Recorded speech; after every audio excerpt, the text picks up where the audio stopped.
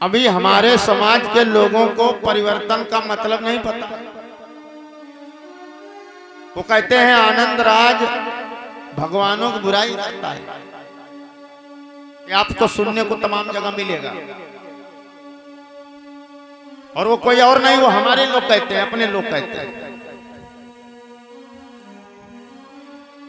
कहते हैं वो तो कहते हैं इनको न मानो, इनको ना मानो, इनको ना मानो।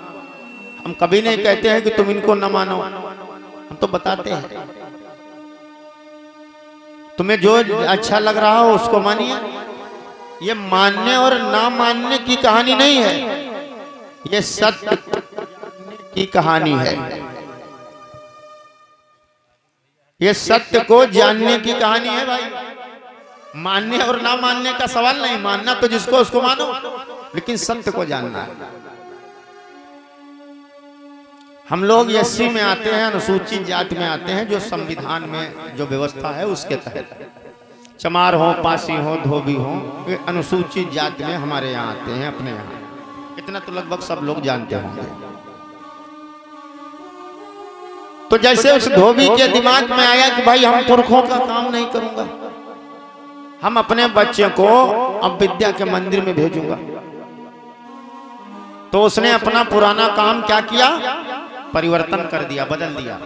उसने अपने बच्चे पर कपड़ा धुलवाने का काम नहीं किया, तो उसने क्या किया, परिवर्तन कर दिया ना। माताओं बहनों, उस धोबी भाई ने परिवर्तन कर दिया, बदलाव कर दिया। और जब बदलाव कर दिया तो उसने अपने बच्चे से कपड़ा नहीं धुलवाया, और उसने अपने बच्चे को विद्या के मंदिर में भेजा, शिक्षा के मंदिर में, स्कूल भेजा। जब वो लड़का पढ़ लिख गया, नौकर चाकर भी बन सकता है, नहीं भी बन सकता है, दोनों बातें बन भी सकता है। अब उस धोबी जो कपड़ा धोता था उसने परिवर्तन किया, तो उसका लड़का थाने में एसआई बन गया, दरोगा बन गया। अगर वो परिवर्तन न करता तो क्या एसआई बन पाता? पीछे वाले बताओ, बन पाता? नहीं बन पाता। जब उसने परिवर्तन किया तो उसका लड़का एसआई बन गया। अनुसूचित जाति में हमारे गौतम समाज के भाइयों ने मैं धन्यवाद देता हूं, उन्होंने अपनी जिंदगी में परिवर्तन किया। मैं इस बात को बड़े मंच पर कह रहा हूं, लेकिन इसी कड़ी में एक कौम है जिस कौम को पासी कौम कहते हैं। आज की तारीख में सबसे लतीहड़ कौम अगर भारत में कोई है तो पासी कौम है। परिवर्तन के नाम से मानव इनको बुखार आता है, परिवर्तन के नाम से मानव इनको जिंदगी कम पड़ी जा रही है। अरे परिवर्तन ही तो बता हो रहा हूं ना, ये तो नहीं कह रहा हूं कि तुम अपने बाप दादों को भूल जाओ, ये तो कह नहीं रहा हूं कि अपने माँ बाप को तुम मारना शुरू कर दो, ये तो नहीं कह रहा हूं। कह रहा हूं परिवर्तन कर लीजिए, यही तो कह रहा हूं। पासी समाज के लोगों में घमंड इतना उफान पर है कि एक पासी दूसरे पासी को खाने के लिए बैठा है। एक मुसलमान दूसरे मुसलमान की पीड़ा को हर लेता है, और एक पसिया दूसरे पसिया का यहाँ दुख दीवे के लिए तैयार बैठा रहा। ये कमी जो है ना, ये कमी इनको परिवर्तन नहीं करने दे रहे। हम लगातार कथा के माध्यम से, वीडियो के माध्यम से पूरे देश के पासियों को संदेश दे रहा हूं कि परिवर्तन के बिना विकास नहीं होगा। अगर घिसी पिटी परंपराओं पर चलते रहोगे, अपने बच्चों को विद्या के मंदिर में नहीं भेजोगे, तो फिर मंदिर में घंटा बजवाओगे, तो फिर ये कैसे बन पाएंगे एसआई और दरोगा, कैसे बन पाएंगे थाने के थानेदार? तो परिवर्तन के नाम से घबराते हैं। बच्चों को शिक्षा पर आज भी पासी समाज के लोगों को ध्यान नहीं रहा। नदिया किरे किनारे बैठे मारी मारी मछली खाई रहे। कितना बदल गए 75 साल में। मेरा यह संदेश है कि ये लोग परिवर्तन को समझें। कि है परिवर्तन क्या। ये पासी समाज में बड़े बड़े गौरवशाली राजा महाराजा पैदा हुए, जिनका इतिहास आज भी गुणगान कर रहा है। महाराजा लाखन पासी जैसे राजा पैदा हुए जिन्होंने लखनऊ बसा डाला। महाराजा बिजली पासी जिन्होंने अपनी जिंदगी में 12 किला बनाया, 12 किला। ये पासी समाज में पैदा हुए। आज पासी समाज के लोगों को अपने पुरखों के इतिहास को पढ़ने की, जानने की और सुनने की जरूरत है। अगर ऐसा कर पाते हो तो अपना खोया हुआ स्वाभिमान बचा लेते हो। महाराजा सुहेल देव पासी इसी पासी समाज में पैदा हुए, जिन्होंने सैयद सलार गाजी के 1.5 लाख सेना को मार डाला। 1.5 लाख। अब कोई आदमी कहे कि राजा सुहेल देव पासी क्या पासियों के लिए लड़े थे? नहीं, महाराजा सुहेल देव पासी राष्ट्र रक्षक थे। देश की रक्षा उन्होंने किया था। देश की रक्षा के लिए, बहन बेटियों की रक्षा के लिए इन बहन बेटियों को लोग उठा लेते थे घर के भीतर से जबरदस्ती। ये दशा थी।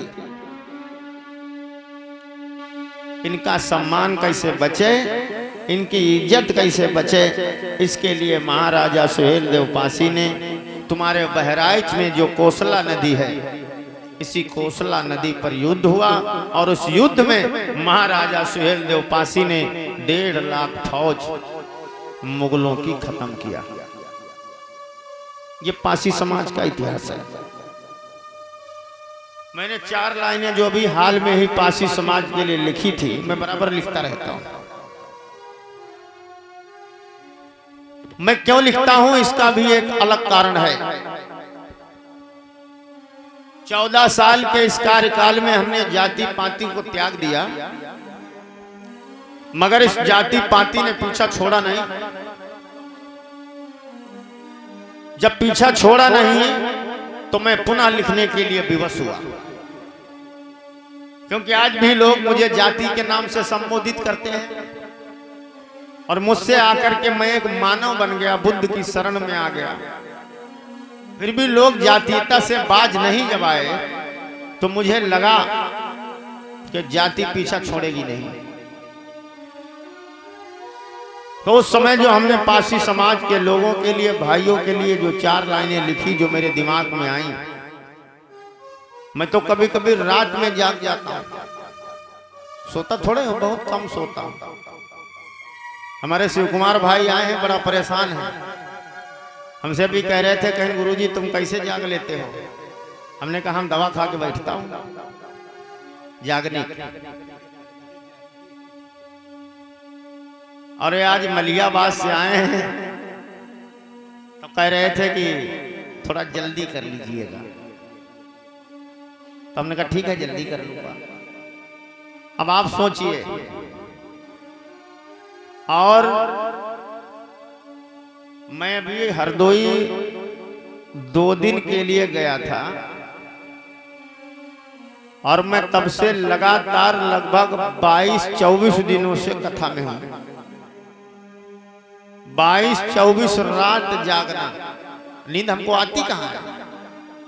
नींद तो उसको आएगी जिसको सुकून होगा ना। हमको साला सुकून ही नहीं है तो नींद कैसे आएगा? हम तो रात में जब सपना देखता हूं तो ये देखता हूं कि हमारा समाज अभी नहीं जागा है।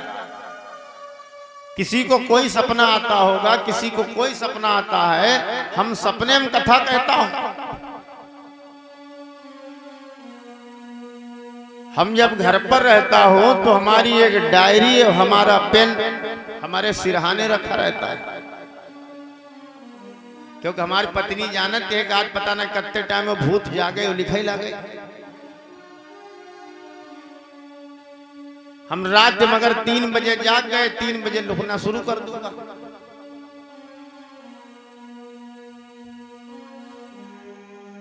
ये जो जज्बा मेरे अंदर है कि आप लोग जो बैठे हो, आप लोगों ने इसको पैदा किया है, मेरा नहीं है। लिखता मैं हूं, सोचता मैं हूं, चिंतन मैं करता हूं, लेकिन उसकी जड़ में आप लोग हैं।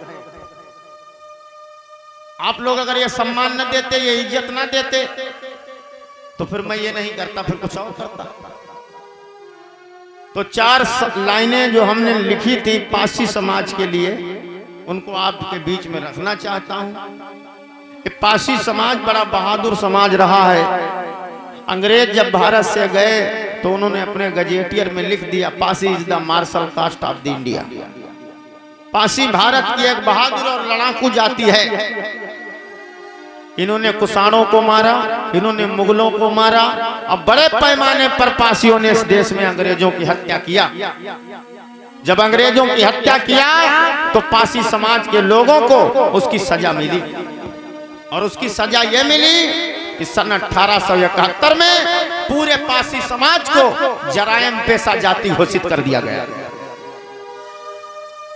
हालात इतने बुरे हो गए पासी समाज के कि पासी के घर में जब बच्चा पैदा होता था तो थाने में आमद करवानी पड़ती थी कि हमारे घर में बच्चा पैदा हुआ है। किसी के यहाँ लड़का पैदा होता है क्या थाने में बताता है? ये तो सुना था कि पंडित जी को बताता था। और पंडित जी को इसलिए बताता था कि भाई पंडित जी घर ही साइज बता दीजिए, तो नाम बता दीजिए, इसलिए पंडित जी को बताता था। लेकिन पासी घर जब बच्चा पैदा होता था तो बेचारा थाने जाता था, बताता था, कहता था हमारे बच्चा पैदा हुआ।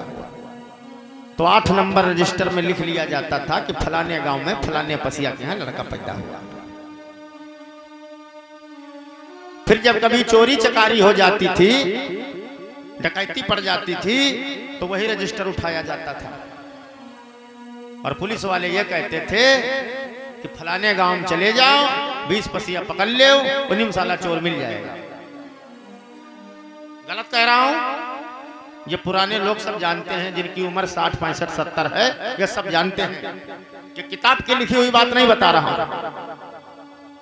इस तरह से पासी जो राजा थे वो पासी फकीर हो गए। इनके ऊपर मार इतनी तगड़ी पड़ी, इनका बुद्धि और विवेक सब पैदल हो गया। ठाकुरों की रक्षा करते थे, लट्ठई तरह सब पसिया, लाठी बांधते रहे ना, झकरा जब मोटी मोटी गांठी होती रहे, और सवेरे संझा बैठ के रमा करू तेल लगावत रहे, ओका स्याकत रहे खूब। तो जौन चीज बनाए हो एक तुमको तो खाए पड़ी है। लठ बांधे ने लठ खाए, लठ खवाए लठ खाए।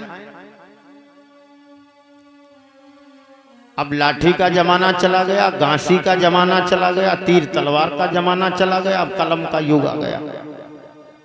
अब पासी समाज के लोग कलम की ओर भागे। अगर अपनी जिंदगी में उद्धार चाहते हैं तो, नहीं चाहते हैं तो फिर जहां हैं उसी स्थिति में रहे, उसी में आनंदित हों। 4 लाइनें संदेश के रूप में गाऊंगा, ये समाज भी उठ करके खड़ा हो। महाराजा बिजली छीता पासी, लाखन पासी, बीरा पासी, खैरा पासी, हंसा पासी, मितान पासी, ये तमाम पासी समाज के जो राजा थे, 250 साल इस देश में पासियों ने शासन किया। पुनः ये पासी समाज जागरूक हो।